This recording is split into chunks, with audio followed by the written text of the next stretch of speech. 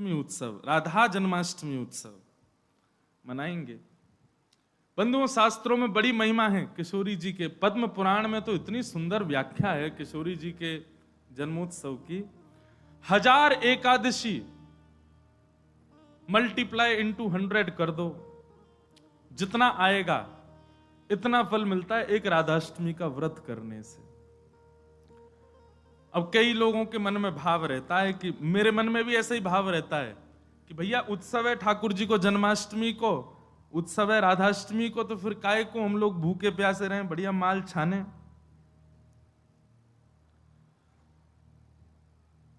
तो भाव तो रहता है, पर शास्त्रों में बड़ी महिमा है। व्रत करने का नियम मूलतः इस भाव से होता है कि भाई जब हम अन्न का सेवन नहीं करते हैं तो अन्न सेवन ना करने से आलस्य जाता है। अन्न सेवन ना करने से मस्तिष्क में, मन में नकारात्मक ऊर्जाएं नष्ट हो जाती हैं। फलाहार रहते हैं तो निश्चित ही है ऊर्जावंत होते हैं, तो ऊर्जावंत होंगे तो और बढ़िया उत्सव मनाएंगे। लेकिन बिल्कुल ही आहार ग्रहण नहीं करोगे तब तो फिर मतलब व्रत इसलिए करना है कि उत्सव में आपसे आपकी ऊर्जा पूरी लगे, आलस्य ना आवे, नकारात्मक भाव ना आवे, मन में कोई दुर्भाव ना आवे, इसलिए अन्न का त्याग किया जाता है। बाकी तो उत्सव में तो खूब पाओ धुआंधार, लेकिन व्रत करने से आपके उत्सव में बेहोशी आ रही है तो महाराज और बिना भोजन किए कुछ तो फिर उत्सव को भंग करने वाली बात हो जाएगी। उत्सव को भंग नहीं, उत्सव को सुंदर बनाने के लिए व्रत करना है। तो राधाष्टमी उत्सव पर इस बार व्रत निश्चित करो, हर बार ही करो। वैसे तो शास्त्रों में दशावतारों में 4 अवतारों के व्रत करने की आज्ञा दी है, रामनवमी और नृसिंह चतुर्दशी, कृष्ण जन्माष्टमी और वामन द्वादशी। लेकिन जब हम रामकृष्ण उपासक हैं तो हमारे भाव में रामकृष्ण दो एक हैं, ये दोनों भी एक हैं और फिर इनकी आह्लादनी शक्तियां भी एक हैं। राधा कृष्ण स्वरूपाम्बई कृष्ण राधा स्वरूपिणौ कलात्मानम निकुंजस्थम गुरु रूपम सदा भजे। तो जब किशोरी जी ब्रजमंडल में ठीक ठाकुर जी का ही स्वरूप हैं तो फिर उनके लिए भी ये व्रत की क्रिया करनी है। पद्म पुराण में ब्रह्मा जी ने इसका बहुत सुंदर वर्णन किया है कि भैया व्रत निश्चित करना चाहिए, इतना फल मिलता है, इतना फल मिलता है। लेकिन जब भी फल कोई फल बताता है ना कि महाराज जी ये करने से ये फल मिलता है, ये करने से ये फल, मन में एक ही बात आती है, अगर ये करने से ये फल मिलता है, अगर हम इसके बदले फल की कामना ना करके ठाकुर जी की कामना करें तो हमको व्रत इसलिए करना है हमको श्री जी मिले, हमको व्रत इसलिए करना हमको ठाकुर जी मिले। अक्षय तृतीया के दिन लोग दुनिया भर का दान करते हैं, चावलों का दान कर रहे हैं, अन्न का दान कर रहे हैं, स्वर्ण दान कर रहे हैं, चांदी दान कर रहे हैं, जे दान कर रहे हैं, वो दान कर रहे हैं। हमारे मन में भाव आता है कि भैया वादना नाम को दान करो, जो राह में मिल जाए वही से कहो जय श्री कृष्ण, जो राह में मिल जाए वही से कहो राधे राधे, नाम दान करते चलो। बोले क्यों? बोले अक्षय तृतीया को कछु दान करो तो अक्षय है जाए, तो हम नाम दान करें, हम ठाकुर जी को भजन दान करें, अरे भक्ति दान करें, अपनी भक्ति अक्षय हो जाए, नाम अक्षय हो जाए, प्रेम अक्षय हो जाए, ऐसी अक्षय तृतीया मनाओ। तो कभी भी आपको किसी व्रत या किसी नियम के पीछे फल बताया जा रहा हो, सुन लिया करो, अच्छा इससे ये फल मिलता है, उस फल को गौड़ करके उस फल के स्थान पर किशोरी जी को विराजमान कर दो। हे किशोरी जी, हम राधाष्टमी को व्रत या मारे करेंगे कि हमको आपकी प्रेम लक्षणा भक्ति प्राप्त हो, आपको प्रेम प्राप्त हो, इसलिए हमको व्रत करना है।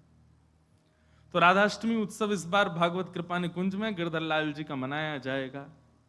सुबह 9 बजे से क्रम रहेगा, 8 बजे द्वार खुल जाएंगे, आके बैठ जाना। 9 बजे फिर अभिषेक होगा, टीवी हम लगवा देंगे 2-4 ताकि लाल जी दिखें आप सबको, और फिर उसके बाद बधाई गायन उत्सव आदि चलेगा। 10-11 बजे तक का क्रम रहेगा, ज्यादा लंबा नहीं, छोटा ही क्रम रहेगा। और क्योंकि व्रत रहेगा तो केवल पंचामृत मिलेगा पीवे को, खावे को कछु ना देंगे हम। प्रसाद भी रहेगा, सब लोगों को थोड़ा थोड़ा प्रसाद बाहर ही मिल जाएगा। फिर उसके बाद राधा वल्लभ जी जाइयो, वहां पे ऊधम मचाइयो, बिहारी जी जाइए और सुनिए, राधाष्टमी को हमारे ब्रजमंडल के रसिक शिरोमणि स्वामी श्री हरदास जी का जन्मोत्सव है। फिर तटिया स्थान जाना, तटिया स्थान जाकर के स्वामी जी महाराज को प्रणाम करके आना, वहां पर खूब निधिवन राज जाना, निधिवन में जाके स्वामी जी को प्रणाम करके आना। राधाष्टमी का उत्सव तो जन्माष्टमी से भी बड़ा होता हमारे ब्रजमंडल में। तो ऐसे राधाष्टमी का भाव। अब कई लोग पूछ रहे हैं कैसे क्रम होना चाहिए, तो देखो ठाकुर जी का जन्मोत्सव मनाया जाता रात्रि 12 बजे, पर किशोरी जी जो हैं ये उदिया भाव से प्रकट हुई, मतलब सूर्य उदय जैसे ही सूर्य की प्रथम किरण पड़ी है पृथ्वी पर, बस हल्के हल्के सूर्य उदय हुआ, तभी किशोरी जी का प्रादुर्भाव हुआ। तो एक प्रकार से नहीं, सुन लो ताली बाद में बजा ले। सुबह 4:30 बजे, 4-4:30 बजे आप सबको, अगर घर में किशोरी जी विराज रही हैं स्वच्छंद भाव से, तो किशोरी जी को अभिषेक करना। वैसे हम तो दोनों उनको ही कर दें, जन्माष्टमी पे भी युगल सरकार घर के ठाकुर जी जो हैं युगल राधा कृष्ण उनको करें, और राधाष्टमी पर भी दोनों उनको ही करें। अगर घर में केवल लड्डू गोपाल विराज रहे हैं, केवल ठाकुर जी मुरली मनोहर लाल जी विराज रहे हैं, त्रिभंगलली ठाकुर जी, तो भी उनको अभिषेक करो, उन्हीं को ही श्री जी स्वरूपा मान करके उनको अभिषेक करो। वैसे तो नियम ऐसा है कि जन्माष्टमी और राधाष्टमी को रात्रि भर जागरण करो, रात भर उत्सव करो, रात भर नाचो गाओ आनंद करो, किशोरी जी को प्रादुर्भाव होगो। और किशोरी जी वास्तव में शयनावस्था में हो, कमल के पुष्प ले आओ और सुंदर सुंदर कमल के पुष्पन के बीच में किशोरी जी के श्री विग्रह को विराजमान रखो, वही में ही पौढ़ाओ, क्योंकि ऐसा भाव शास्त्र में है कि कमल के मध्य से ही किशोरी जी प्रकट भई। तो कमल मध्य में किशोरी जी को विराजमान करो, घर पे ठाकुर जी हैं तो ठाकुर जी को विराजमान रखो। और प्रातः काल 4 बजे है तो महाराज शंखनाद करो, बधाई गायन करो, सुंदर घंटे घड़ियाल नगाड़े आदि बजाओ, वाक्य बाद में दीप प्रज्वलन करके किशोरी जी को प्रादुर्भाव करो। फिर वाक्य बाद पंचामृत अभिषेक करो, पंचामृत अभिषेक करवे के बाद में सुंदर किशोरी जी को श्रृंगार करो, श्रृंगार करवे के बाद भोग धराओ, भोग धरा करके फिर किशोरी जी की आरती करो। आरती करने के पश्चात फिर खूब नाचो, इतने नाचो हम तो अभी जयपुर में एक बात कह के आए, उत्सव तब तक मत मानो कि नाचते नाचते उत्सव करते करते डॉक्टर के पास नहीं जाना पड़ जाए। अगर आपको दवाई नहीं लेनी पड़ी तो समझो उत्सव मनाया ही नहीं आपने। शादी ब्याह होता है घर में, तो लड़की का जो भाई होता है या लड़की के पिताजी, लड़की के मामा, लड़की पक्ष के, लड़का वाले तो ऊधम करें, लड़की वाले इनकी कमर कसे, उनके जेब में 2-4 दवाई पड़ी रहती है, सिर दर्द की, पेट दर्द की। क्यों, हमारी तो बड़ी 3 बहनें, तो उनको पता है, एक दवाई रखी रहेगी, क्यों सिर दर्द हो रहा है, सो नहीं पा रहे हैं। तो तभी ब्याह माना जाता है, जब पिता और भाई ये बिल्कुल श्रमित हो जाएं, तब लगता है हाँ ब्याह हुआ। श्रमित ही नहीं हुए तो क्या बात का ब्याह। ऐसे ही उत्सव में महाराज एक आनंद की बात करें, ये नहीं जबरदस्ती कि महाराज दवाई लेनी ही पड़ जाए। जब तक इतने श्रमित नहीं हो जाओ, इतने नहीं थक जाओ कि महाराज अब कुछ नहीं हो सकता हमसे, पस्त नहीं हो जाओ, तब तक नाचते ही रहो किशोरी जी के आगे, ठाकुर जी के आगे। खूब बढ़िया उत्सव करियो, खूब नाचियो, और फिर व्रत रखो पूरे दिन। किशोरी जी को खूब बढ़िया व्यंजन पवाओ, और पवा करके वो कोई को वितरण करो, कोई अपने काजे थोड़ा रख लो, दूसरे दिन जब नौमी लगे सोवा को पाओ प्रसाद रूप में, पर वाह दिन व्रत रखो। और भैया नहीं रुको जाए तो पालियो, चकाचक पाओ, बोले हमारी श्री जी को उत्सव है, हम तो पाएंगे तो पाओ, कोई दोष भी नहीं।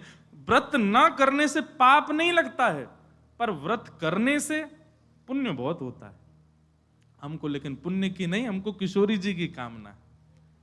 तो इस प्रकार, और फिर एक नियम सुनो, या तो संभावना बने तो सहस्त्र कमल, 1000 कमल, और 1000 कमल की भावना नहीं बने तो 1000 कोई भी पुष्प, लेकिन सुगंधित होने चाहिए, बिना सुगंध वाले नहीं।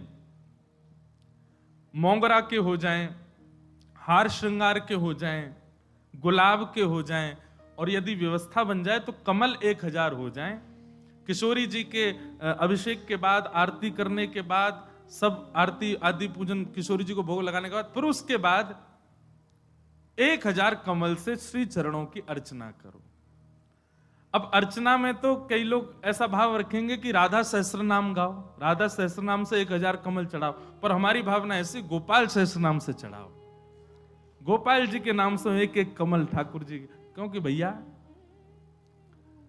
धन धन राधिका के चरण,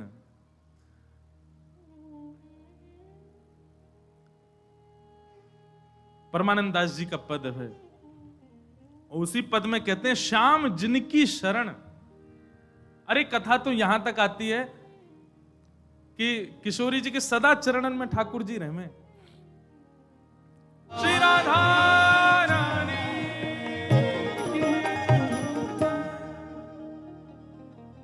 कैसे अद्भुत चरण है हमारी श्री जी के। सुभग शीतल अति ही कोमल, कमल के से वरण, धन धन राधिका के। सब लोग इधर देखो, भाव से सुनो। नख चंद्रिका अनूप राजत, विविध शोभा वरण। नख पर एक अद्भुत चंद्र का विराजमान है, विविध शोभा वरण, वो विविध विविध शोभाओं को धारण करी हुई है। किसी को किसी रूप में दिखती है, किसी को किसी रूप में दिखती है। नंद सुत मन मोदकारी, ठाकुर जी को किशोरी जी के मुखमंडल के श्रृंगार में सुख मिलता है, पर ठाकुर जी को उससे भी अति सुख मिलता है किशोरी जी के चरण देखने में। मतलब हमारे गिरधर लाल जी सदा ऐसे ही रहते हैं, नीचे ही नजर रहती है उनकी। क्यों? बोले जब गिरिराज धारण किए तो सामने किशोरी जी खड़ी है, तो किशोरी जी के मुख को नहीं, किशोरी जी के श्री चरणन को देख रहे हैं ठाकुर जी, और नित्य दृष्टि वहीं रखते हैं। वैसे तो लाला के नैन रुके ना है, चप्पलता यूं ही घूमते रहेंगे इधर उधर, लेकिन जैसे किशोरी जी आ जाए ठाकुर जी ऐसे ही खड़े रहते हैं, नीचे नजर करके, नजर सीधे चरणों में ही रहती है किशोरी जी के। मुख को देखने में भी संकोच करते हैं लाल जी, चरण ही इतने सुंदर हैं किशोरी जी के कि वहीं रहते हैं। नंद सुत मन मोदकारी, मन को सुख नहीं मोद यानी कि अत्यंत सुख मिलता है ठाकुर जी को जब किशोरी जी के चरणारविंदों को देखते हैं। दास परमानंद छिन छिन, श्याम जिनके शरण, धन धन राधिका के चरण, धन धन राधिका के चरण। तो किशोरी जी का अभिषेक करने के बाद, भोग लगाने के बाद, आरती करने के बाद सहस्त्र कमलों से गोपाल सहस्त्र नाम पाठ करके किशोरी जी को चढ़ाओ। और वैसे तो देखो भाव बहुत सारे हैं, पर मेरा भाव तो यह है कि ठाकुर जी के नाम से किशोरी जी के श्री चरणन में पुष्प अर्पित करो। पर यदि राधा सहस्त्र नाम से भी करोगे तो कोई दोष नहीं, बल्कि किशोरी जी तो सब सखियों से कहती रहती हैं, बोले कि हमारे बीच में रहो तो राधा राधा नाम उच्चारण करते रहा करो। तो ललिता जी ने एक बार पूछी, बोले हे श्यामाजू, आपके निकुंज में बैठ करके राधा राधा क्यों बोले? आपको इतना प्रिय अपनो ही नाम? बोले मोह को प्रिय ना है। तो बोले मेरे चित्त में श्याम सुंदर बैठे, उनको प्रिय है। तो राधा राधा आप उच्चारण करेंगे तब मेरे चित्त में विराजमान ठाकुर जी सुनेंगे तो उनको सुख मिलेगा, उनके सुख के लिए मेरो नाम गाओ। तो यदि राधा सहस्त्र नाम से भी अर्चना करो तो भी ठाकुर जी प्रसन्न होंगे, और गोपाल सहस्त्र नाम से करो तो श्री जी प्रसन्न होंगे। तो दोनों भाव से आपको जो बढ़िया लगे। और कई भगत तो ऐसे भी यहाँ बैठे हैं, वो तो 2000 कमल लाएंगे, पहले राधा सहस्त्र नाम फिर गोपाल सहस्त्र नाम, दोनों उनको प्रसन्न कर देंगे। तो इस प्रकार किशोरी जी का भाव रखना और फिर पूरे दिन बढ़िया उत्सव मनाना। यहीं आ जाना 9 बजे, फिर राधा वल्लभ जी जाना, तटिया स्थान जाना, पूरे दिना ब्रजमंडल को ही रखियो वादना। तो ब्रज तज और कोई भावना चित्त में आवे ही नहीं, ऐसा भाव किशोरी जी के जन्मोत्सव पर रखिएगा। आप सब लोग खूब भाव से राधाष्टमी जन। और एक बात तो मैं भूल ही गया, हाँ, दान जरूर करना।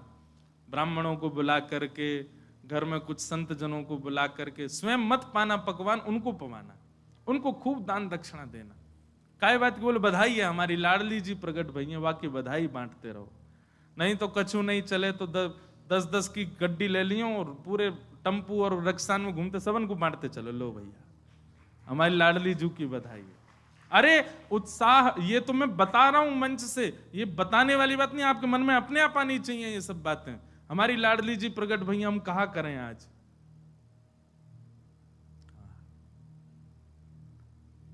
सब मत हैं हमारे शास्त्रों में कि भैया ठाकुर जी से 1 वर्ष बड़ी हैं लाडली जी।